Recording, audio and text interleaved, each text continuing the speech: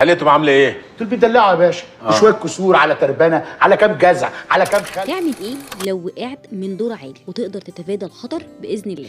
قبل اي حاجه ربنا ما يحط حد في الموقف ده، وانك لو وقعت من دور عالي لا قدر الله مفيش حاجه هتنقذك غير ستر ربنا، ولكن ده ما يمنعش اني اقول لك شويه خطوات تقدر تعملها عشان تقلل من خطر الاصابه ان شاء الله. عظمه قوي. وانت بتقع من مكان عالي اول حاجه لازم تحاول على قد ما تقدر انك ما تقعش على راسك، يعني تكون الوقعه بتاعتك على رجلك، لان الخبطه لو جت على دماغك لا قدر الله ممكن تموتك، وكمان انت كده بتركز الصدمه على رجلك بس، وبكده رجلك هتمتص معظم الصدمه. وطبعا اي اصابه هتحصل لرجلك لا قدر الله هتبقى اهون بكتير من الوقعه على الدماغ. كمان حاول تتني ركبتك تانيه بسيطه وانت بتنزل. الابحاث العلميه اظهرت ان تاني الركبه بيقلل من الوقعه 36 مره، وهيبقى الوضع افضل من انك تنزل بيها مفروده. لو ما قدرتش تقع على رجلك يبقى الوقعه على جنبك.